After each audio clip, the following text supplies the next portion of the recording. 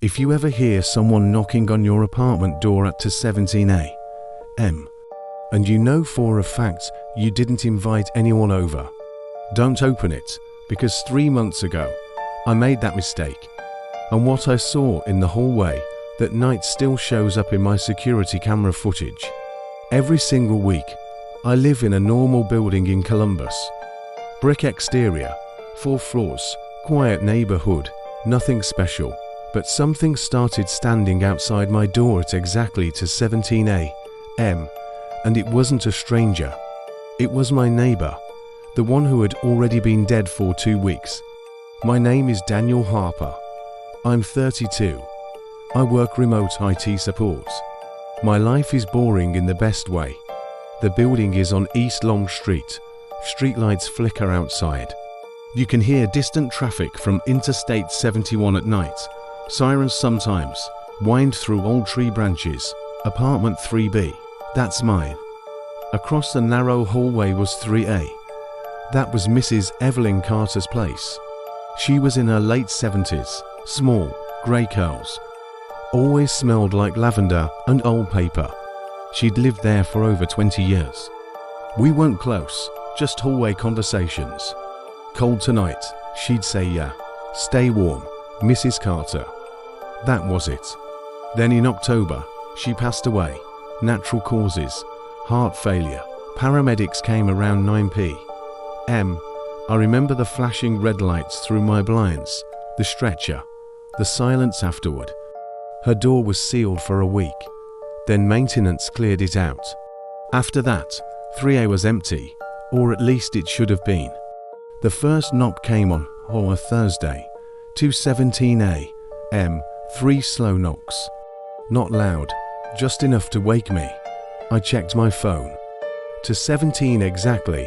I assumed it was someone drunk. Wrong door. I didn't answer. The next night. Same time, 3 knocks.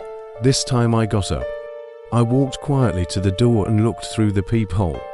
The hallway lights were dim, yellow, buzzing faintly. And standing directly in front of my door was Mrs. Carter.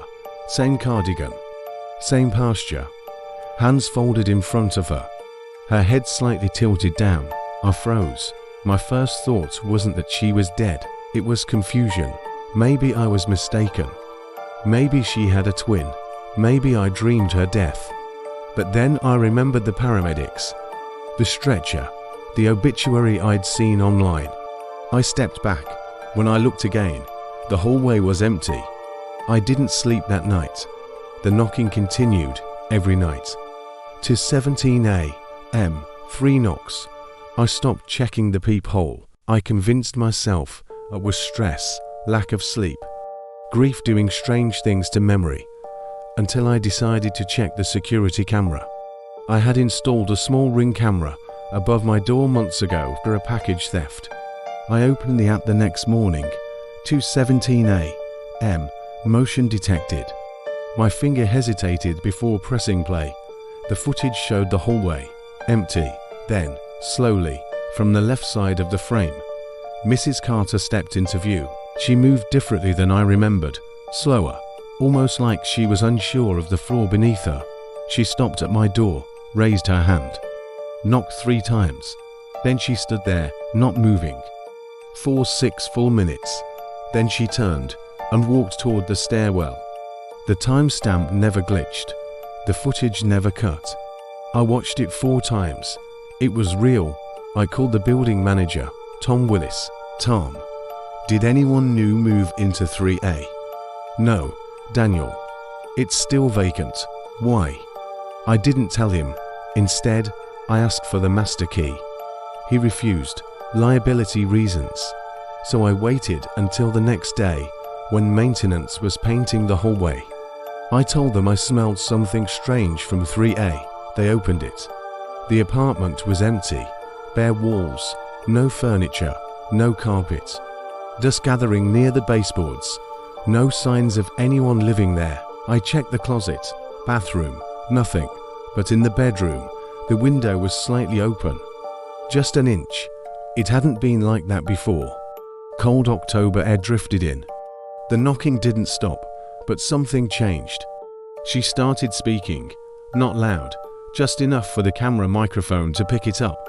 The first time I heard it, I replayed it 10 times. Daniel, that was my name, soft, breath-like. Daniel, let me in. I had never told her my last name. Never invited her over. We barely spoke, but she knew my name. Every night after that, knock, knock, knock, Daniel, 6 minutes of standing still. Then walking away, I stopped sleeping. Started drinking coffee non-stop. I moved my couch against the door. Not because I thought she could break in, but because something inside me felt like she might try. One night, I decided to stay awake. I sat in the dark living room at 10 a.m., all lights off. Only the streetlight glow through the blinds. 2:17, the knocks came. But this time, they were harder, more urgent. Daniel, I didn't move. Daniel, I'm cold. My stomach twisted. Then something new happened. The doorknob moved, slowly, gently. It didn't turn all the way, but it moved. I rushed to the door and shouted, "Go away." Silence. I looked through the peephole. She was closer this time, her face directly in front of the lens. Her eyes looked wrong, not white, not black, just flat, like printed paper. She smiled slightly, then leaned closer. The camera glitched, the feed cut out. The next morning, I checked the footage.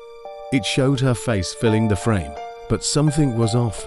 Behind her, inside my apartment, you could see my living room, my couch, my lamp, from the wrong angle, as if the camera was inside with me.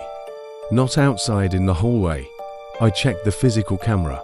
It was still mounted outside, exactly where it had always been.